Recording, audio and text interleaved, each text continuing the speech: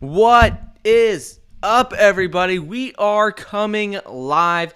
New location. We got a lot to talk about in today's episode. I want to talk quickly. If you're clicking on the video just now, we have some breaking news coming out from Coinbase and from Apple. A new partnership between Coinbase, Apple, and also Coinbase and Google. This is huge. We're also going to talk about the main stories of the video, which is going to be with Bitcoin. Bitcoin is officially broken back above a key resistance line. We're going to go over a little bit of ETH 2.0, what's been going on there, what's been going on with the Ethereum London hard fork, which officially went live on Thursday, August 5th. And at the end, we're going to talk about a couple things going on with Robinhood and some altcoins. So if you guys are new here, make sure to like the video down below. Subscribe to the channel. We talk about cryptocurrency, the stock market, anything financial news related.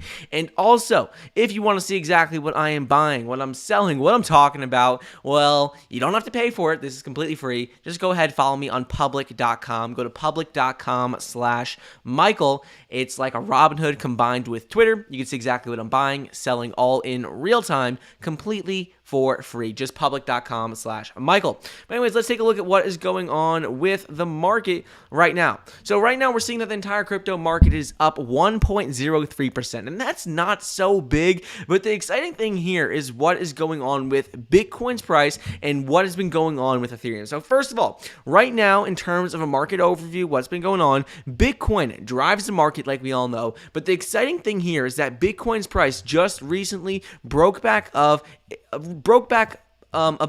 its $40,000 resistance that we have had for a while. We had seen it broke above it a couple of days ago. It was able to get as high as $42,000 per coin, but then we dropped back down to about $38,000 per coin. And this $40,000 line is a pretty important level that we have seen for the entire crypto market. In addition to this, when we start looking at a couple of basic indicators, nothing too crazy, we look at the moving average. We look at the 50-day moving average and the 200-day moving average. Those are ones that a lot of technical traders like to look at. And when we look at the 200-day moving average, we are still well above that on the 4-hour chart. When we look at the 4-hour chart, we are well above this 200-day moving average, and same with the 50-day moving average. So Bitcoin, in terms of technicals, things are looking pretty good right now. On the other hand, when we talk about Ethereum is looking even better. Many analysts are saying that Ethereum's price is mimicking the exact same movements as what happened with Bitcoin's back in 2017. That we're seeing a lot of same movements to what happened with Bitcoin back in 2017. Now we're seeing that with Ethereum. And right now we're seeing Ethereum flirt with that $3,000 per coin range. It has gotten pretty close to it. And right now a lot of this is because of what has been going on with Ethereum London hard fork. Technicals are great for Ethereum. We've broken back well above $2,000 per coin, which we were sitting at for a while. We're flirting with $3,000. Technicals look great, but the big news, which we'll cover in a bit, is what is going on with the London hard fork, ETH 2.0, which is, is on the back burner, but it's supposed to come out in a bit, and a couple of other important upgrades and statements from major cryptocurrency exchange CEOs about Ethereum. So those are what's going on with the general market. Couple more things I do want to touch on is what is going on with some of the other top 10 coins. So like Binance Coin up 5.2% for the week. Cardano up 6% over the last 7 days. Dogecoin relatively flat. XRP relatively flat. And some big winners like Polkadot, Uniswap. We're seeing Solana all up well over 15%, and one in particular, Polygon, has had a couple of big announcements with Mark Cuban, new projects as of recently. So that's really what is going on with the market right now. But a couple more things I want to go over. Let's get into some of the main topics of what I want to talk about in the video. If you're new here, make sure to stick around until we talk about what is going on with Coinbase and Apple, Coinbase and Google, because these are big announcements, things that are really exciting. So make sure to like the video, stick around for that. Anyways, let's get into what is going on with Bitcoin first. So to start off, I want to talk a little bit about what is going on with JP Morgan and Bitcoin, because JP Morgan just came out. And they're one of the biggest Bitcoin skeptics we have seen is Jamie Dimon. Jamie Dimon, he is not a big fan of crypto. He's JP Morgan's CEO. And being the CEO, you would think that you would definitely want to see him be pro crypto. But the problem is he is outspoken about crypto. In the past, he said that crypto is a complete fraud. He doesn't like it, that it's not going to end well. His specific words were, Bitcoin is a fraud. It's not going to end well. There are signs that that things are not looking good for Bitcoin. However, we started to see this change a bit. Over the last couple of months, we've seen a number of major institutions like Goldman Sachs, JP Morgan, Bank of America, all come out and talk about Bitcoin offering more services to wealthy clients and just general customers as well. But now we're seeing that JP Morgan came out and said that they have officially allowed their financial advisors to begin placing private bank clients in a new Bitcoin fund created with crypto firm NYDIG. So we don't know who leaked this, who explained it, but what we do know is that JP Morgan has rolled out access to, in total, 6 funds, four funds from Grayscale Investments, 1 from Osprey Funds, and this one new one. So this is exciting. JP Morgan, one of the biggest institutions in the world, hundreds of billions of dollars that they, control, trillions of dollars. And so this is very exciting to see them start to offer, even if it's just to their wealthy clients, they're starting to offer a number of new crypto services. That is exactly what we like to see for the crypto world, helping with adoption and helping get more people involved into crypto. At first, they're going to let the wealthy clients get involved, help give these financial advisors access to invest in specific crypto funds. Then we're going to start to see them roll out features to everyone. So it's just, a snowball effect. We're just starting off. We're just getting involved. One key statistic I like to talk about with crypto is that only 6% of people in the U.S. actually own it. A quarter of U.S. investors own it, and only 6% of people total in the U.S. own crypto.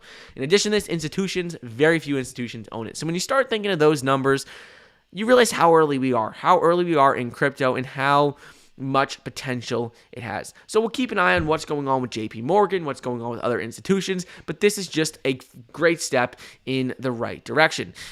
The big news, the big story of the day, one of the biggest ones that I do want to talk about is what is going on with Coinbase and Apple, and Coinbase and also Google. So what we're seeing is that right now, Coinbase has come out and confirmed in a recent report that came out on Thursday, August 5th, 2021, that now users can buy crypto with Apple Pay. They said crypto exchange Coinbase, they have a blog post that they usually update when they have their announcement about Dogecoin. They put something there.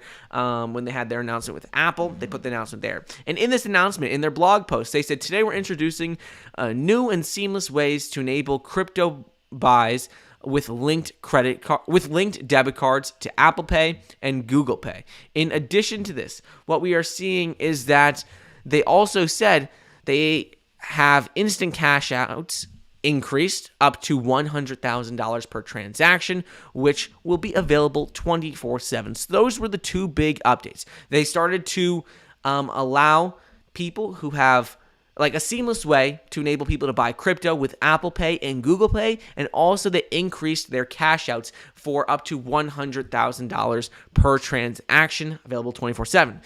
The big news here is that, yes, this is exciting, but the way it actually works is that if you already have a Visa or MasterCard debit card linked in your Apple Wallet, Apple Pay will automatically appear as a payment method when you're buying crypto with Coinbase on Apple Pay supported iOS devices or Safari web browser. They said the Google Pay functionality will be later this fall, but still, it's exciting to see that they're starting to integrate with Apple. Apple has had a number of partnerships out, a number of job postings out with regards to crypto, how they're looking for people with crypto experience, blockchain experience, and this has been very exciting.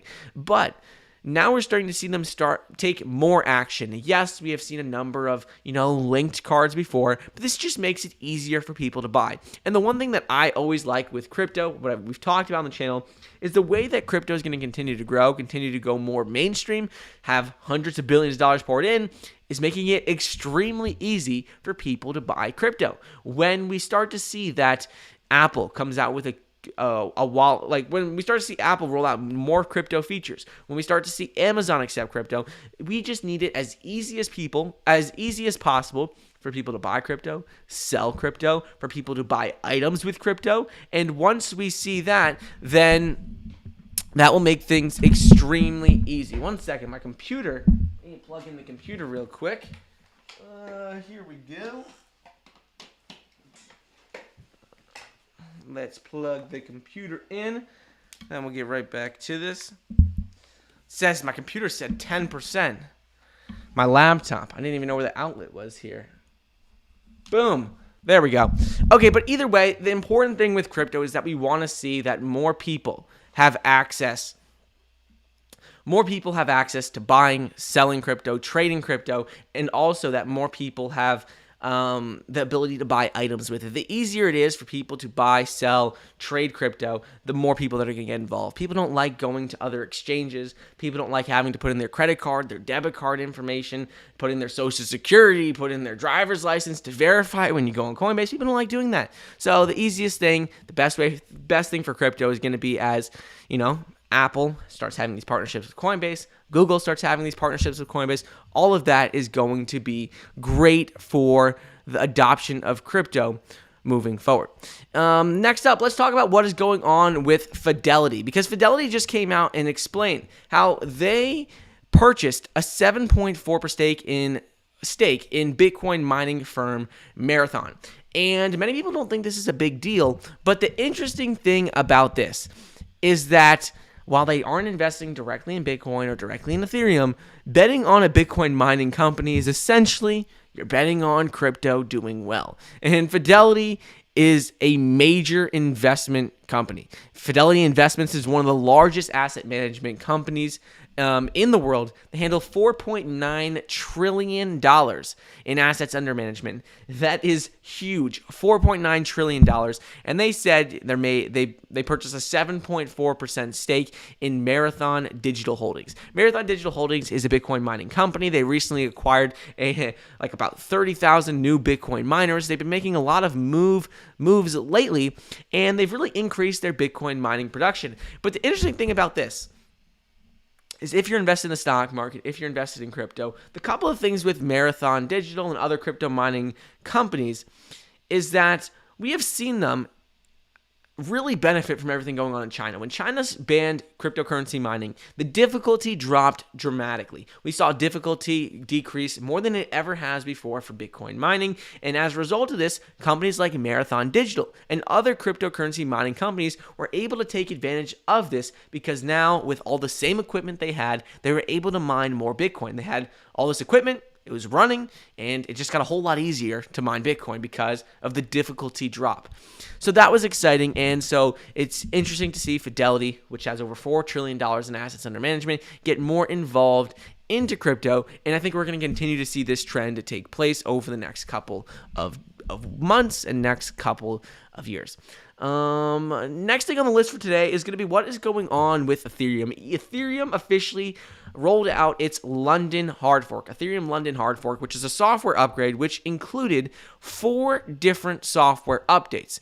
And right now, we've been talking about this a lot recently, but many people agree that this is a huge deal for Ethereum. And so the main software update that a lot of people are focusing on, a lot of people are talking about is EIP 1559. We've talked about this so many times, but we'll address it again just quickly. Brief recap. I'll link videos down below if you want to see more about it. But quick summary of EIP 1559 is essentially many people believe it's going to make Ethereum a deflationary asset. What it does is it makes it so more coins are burned when Ethereum miners are mining Ethereum.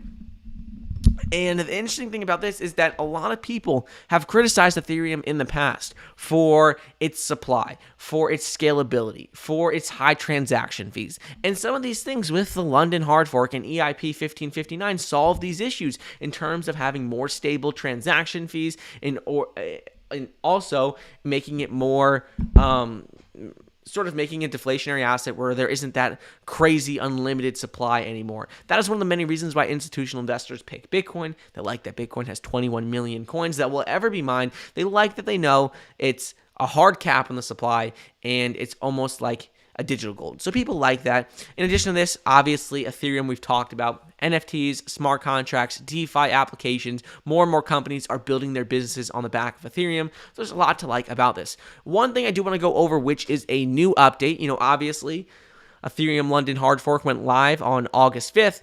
But the one thing I do want to talk about is that if you want to see exactly how much Ethereum ETH has already been burned as a result of EIP 1559, you can go to this website right here. This isn't like sponsored or anything. It's just pretty useful. You can see how much it says watch as ETH gets burned with EIP 1559. Total burn so far has been 3,301 Ethereum. The Ethereum burn rate right now is 2.26 ETH per minute. And so this is very interesting to see. We can see how much has been burned. And if you want to see, well, how much money is this? Like, all you do is you take the total amount burned, which is 3,300. You multiply that by the price of Ethereum, and that's how much, like, supply has been taken off. Well, it's not like it's taken off, but, there's constantly mining new Ethereum, and essentially it's reducing how much is going to be added every day. So something just interesting, you could take a look at this. You could see it updates every couple of seconds. 1 minute ago, it says 2 Ethereum, you could see every minute, basically, it shows 2 Ethereum, 2.15, 2.07, 2.12. You can see all of this right here, and it shows how much burned right here. So interesting to see that if you want to take a look. In addition to this, like we said, London hard fork took place August 5th, 2021, which is Thursday, which is today, depending on when you're watching this. But this was the big update for Ethereum. Many people believe that this, combined with ETH 2.0, which will be continued and is expected to be rolled out in the first quarter of 2022. Those two things combined should help push Ethereum to be the number one cryptocurrency in terms of market cap ahead of Bitcoin, and also it should push Ethereum's price well above that $10,000 per coin range. So we'll see what happens, but that is what many people are expecting. The London hard fork makes it more of a deflationary asset, going to attract a lot more institutional investors. Helps stabilize the transaction fees, going to encourage more companies to build their businesses on the back of Ethereum. And then with ETH 2.0 moving over to proof of stake, it's going to make it significantly more energy efficient. And that has been one of the major concerns about Bitcoin. Tesla, Elon Musk has come out and said about Bitcoin that it's not energy efficient, so they're not going to accept it. With Ethereum moving over to proof of stake, they're going to be significantly more energy efficient, and that is one of the major concerns of any institutional investor is their investment like hurting or harming the environment? And so with Bitcoin right now, many people think that if you invest in Bitcoin, it's not great for the environment. So a lot of these institutions have certain regulations in place. And with Ethereum's couple of upgrades, first of all, this London hard fork, and then ETH 2.0, all of that should help institutional investors and encourage them to pick Ethereum over Bitcoin. And me personally, Ethereum has so many advantages over Bitcoin. It has, like we said, NFTs, smart contracts, DeFi applications. It's growing exponentially in terms of number of users, much faster than Bitcoin. And we're seeing a lot of projects being built on Ethereum. Bitcoin's great. It's more of like a digital gold. It's the first cryptocurrency. It's the largest in terms of market cap. Institutions invest in Bitcoin more than any other crypto, but it just doesn't have all the use cases as Ethereum. So we'll keep an eye on this, see what continues to play out, what happens. But that is what is happening with Ethereum right now. And then next up, I want to talk a little bit about what is going on with Robinhood. I don't know if you guys have seen, but Robinhood has had a crazy couple of days since Robinhood had its IPO. We've heard about Robinhood Crypto. We've heard about what's been going on with their digital wallets, how it may not come out as soon as we were expecting. We heard a couple of other things with regards to new crypto offerings. How that may take a little longer as well. How all of this is taking longer than they expected because of regulations. But now what we're seeing is that Robinhood, the first day it had its IPO, had the worst day ever for an IPO. We saw that it dropped over 8% on its IPO, on its debut. That was the worst ever for a company that raised similar amount to them. They raised over $2 billion. And so after that, everyone was like, oh no, what's going to happen? We even did a video that said Robinhood is in trouble. And they still have a lot of issues, a lot of things they need to overcome. But what we're seeing now is that Robinhood has become a meme stock. It's taken it full circle. All the meme stocks and everything that has gone on with GameStop and AMC, a lot of that was driven by Robinhood. And now we're seeing Robinhood become a meme stock in of itself, because over the last couple of days we have seen Robinhood's price increase dramatically, nearly triple in price, only to come back down over 30% in a single day. So if we look at the chart, here is the chart right here. We can see, let's pull it up,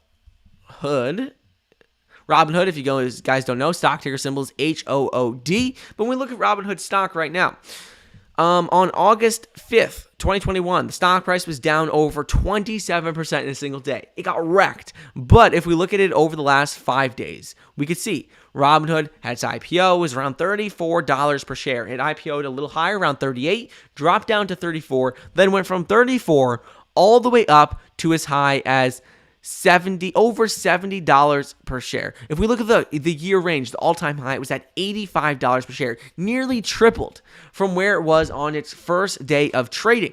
Now it's dropping back down significantly. And this is really because everyone, the whole Reddit community, all meme stock investors, everyone is pouring into this because if you think about it, AMC has a strong community behind it. People like AMC, Ape Nation, they like it. They want it to succeed.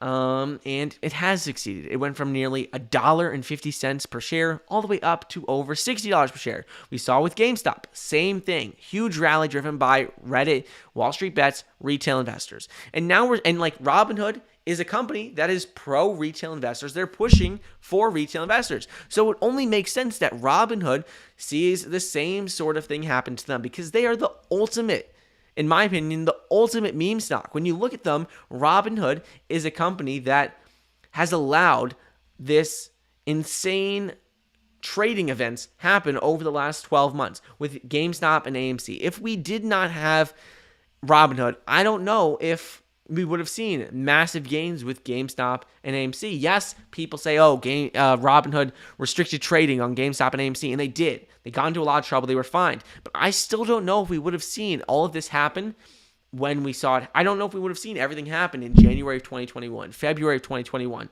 with GameStop and AMC if it wasn't for Robinhood. So Jim Cramer came out and he said that investors should take their profits in Robinhood as it becomes a meme stock. But I get it. We're seeing crazy gains. We're seeing dramatic fluctuations in the price. But when you think about it, when you start looking at Robinhood stock price, its market cap right now is at $42.5 billion.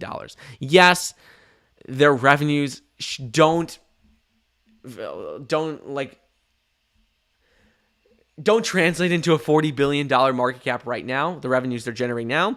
But at the rate they've been growing, they grew over 100% year over year from last year. They went from about 8 million users to over 20 million users in less than 18 months.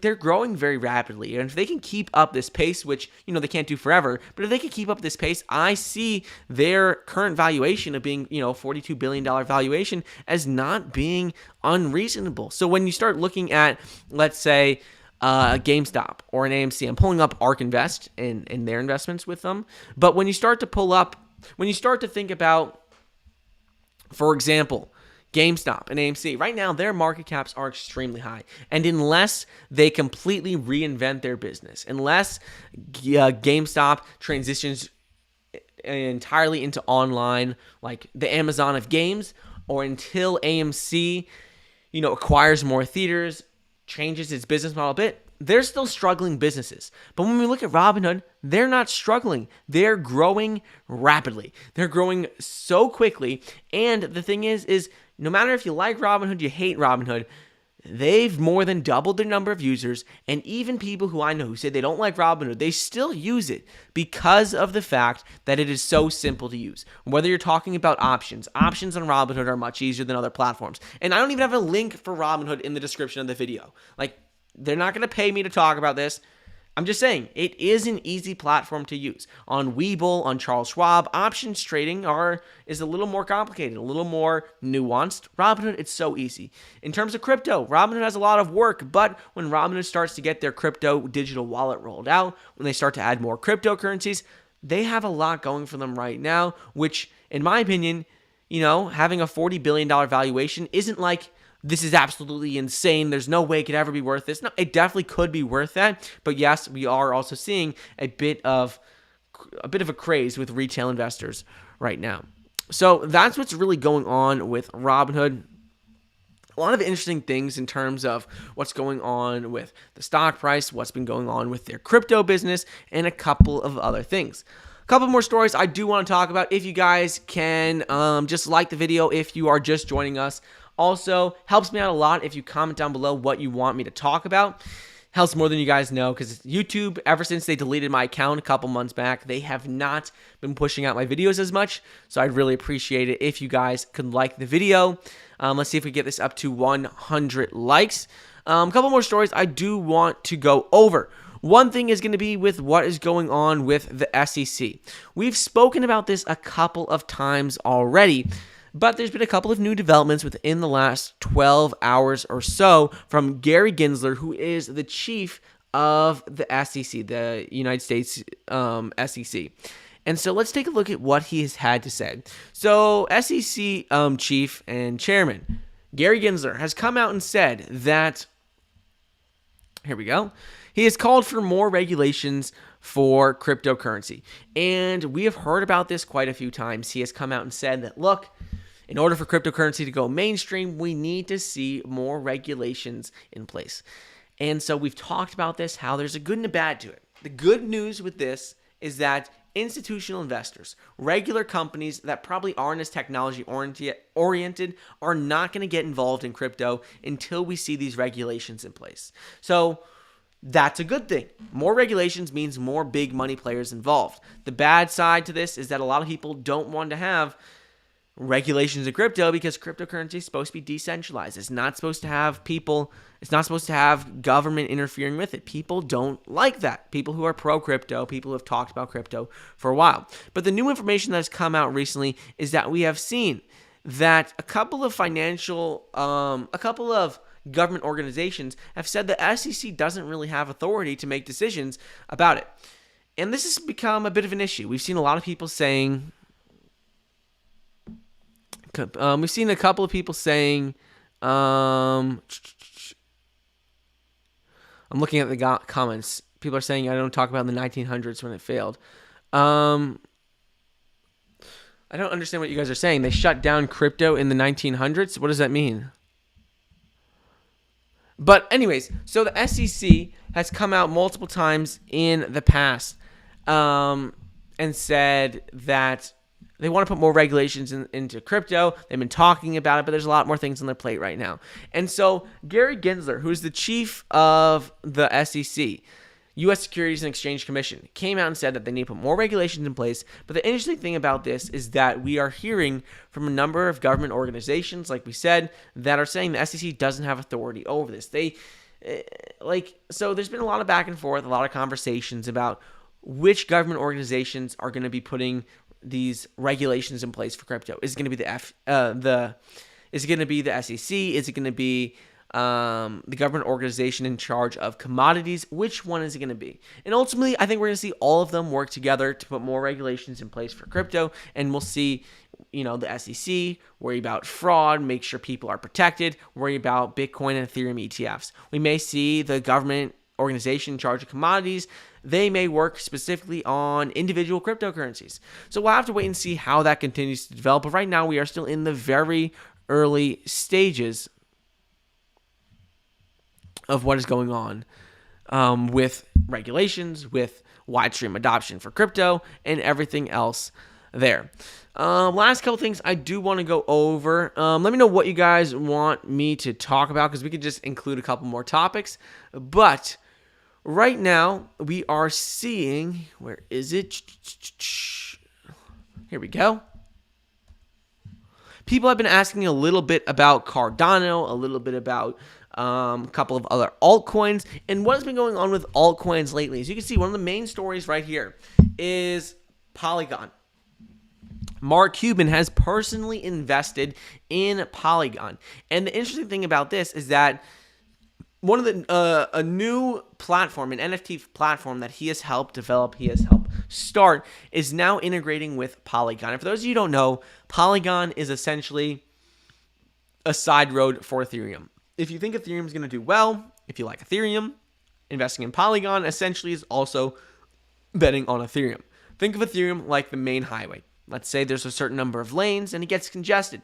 Polygon is a side road where it helps with scalability for Ethereum. Ethereum, a couple of issues with it has been scalability, transaction fees. Those have been main issues. But with Polygon, it solves a lot of those issues, helps with scalability, helps reduce transaction fees. And now we're seeing one of Mark Cuban's new companies, Lazy.com, which is an NFT platform, has integrated with Polygon. And this is the thing that's exciting.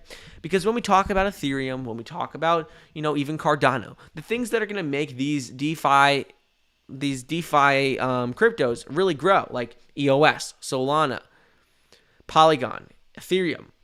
When we not Polygon, but like Solana, EOS, Cardano, and Ethereum, when we start to see these really take off, is going to be when we see more and more companies built on their blockchain, like built using their system. So if more companies build their companies on Cardano's network, more companies build their businesses on Ethereum, that's going to how we see these cryptos explode. So right now we are seeing a number of companies use Ethereum's network to build their business. We are seeing like anyone who talks about NFTs, that is with Ethereum.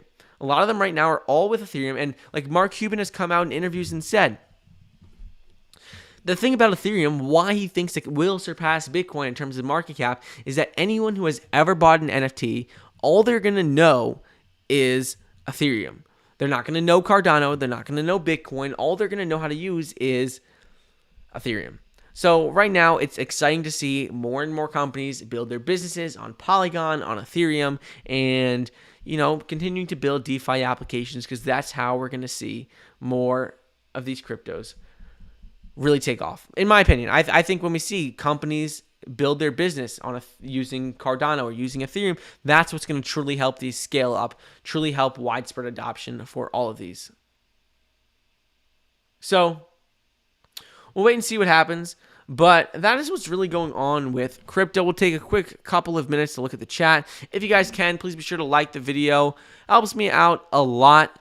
And also, let's see if we get this video up to 100 likes. Let's take a look at the chat. Wow, here we go. People are saying Gary Gensler. Some people talking about Gary Gensler. So yeah, the main things with Gary Gensler is that he has taught cryptocurrency and blockchain and the technology behind it for years at MIT. He taught it for years at MIT before becoming the chief of the SEC. Once he became the chief of the SEC, everyone thought that what he was going to talk about, what his policies were going to be for crypto, we're going to all be pro-crypto. We're all going to help out. We're not going to push heavy regulations on it. But he has come out and said otherwise. Like, he does like the technology, but he says ultimately there still needs to be regulations in place. The one analogy that he says, which I actually really like, is he compared cryptocurrency, where it is right now, to driving. He said when people first started using cars, when people first started driving, cars first got on the road, there were no rules. People just drove wherever. There weren't even stop signs, there weren't seatbelt laws. But over time, they started to implement these. Same with crypto. Now it's like we just have this new technology that's just there. But we don't have all these guidelines, all these rules in place to help direct people in the right way. He's like, people didn't want to have rules about wearing seatbelts at first for cars. People didn't want to have rules about stoplights or any street signs. But ultimately, even though people didn't like them at first, they've helped save millions of people's lives. They've helped make driving safer and better. And he said ultimately that's the SEC's goal, is not to restrict what you could buy and sell, but it's to make it so cryptocurrency is safer to own. So those are the main things that he really spoke about with regards to crypto. It's not that he wants to restrict anything. He just wants to make it safer, protect people from getting scammed, from fraud, and those sorts of things. So anyways, that's what's really going on with crypto. Yes, Rachel, some crazy people in the chat. Dustin, what is up? Vishal, what is up? Hector the dude does not like Robinhood. Michael Turner says, why don't you think Bill Gates hates it? Bill Gates does not like crypto. We did a video the other day where we spoke about Bill Gates, Warren Buffett, and Charlie Munger. All of them said they didn't really like crypto. So yeah, they all don't like it. I think it's because they don't really all understand it. Like Warren Buffett has not been a big tech investor for years. He missed out on Amazon and Apple early on. They don't know everything. They're great investors, but they don't know everything. No one knows everything. So yeah, that's what's really going on. What's up, Vishal? Hamilton's Haunted Explorations. What is up? Bitcoin, he says, what's my thoughts on mining? So mining, do I think Ethereum could hit 3K overnight? I think it's possible for the Ethereum to continue its rise up, especially when we start to see some overseas trading, not in China, obviously, because they've banned cryptocurrency trading activities. But the way things are trending right now, it looks like we have been flirting with that. The technicals look great. A lot of people are still very excited about what is going on with the London hard fork and things to come with ETH 2.0. So we'll see what happens. No way to know for sure, but definitely in the right direction. We saw it just bounce back crypto in the last 24 hours.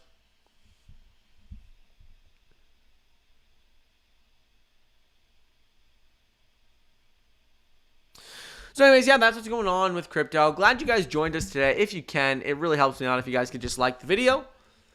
It's easy to do. Helps me out. But I think that we're going to wrap it up for tonight. Let me know what topics you want me to cover in tomorrow's video. I think we're going to do something about Dogecoin. I think we might do something about the SEC and maybe one about Ethereum. I might do just some posted videos. I'll see what I have time for. It'll probably be in a new, I think I'm going to be in a different house again tomorrow for tomorrow's video. So we're in a different house now, probably be in a different house in tomorrow's video. So we'll let you guys know, and hope you guys have a great rest of the evening, great day, whatever time it is near you guys. Hopefully we continue to see crypto rise. Maybe we could see Bitcoin break above $42,000 per coin and Ethereum break above $3,000 per coin. Hope you enjoyed, and I'll see you guys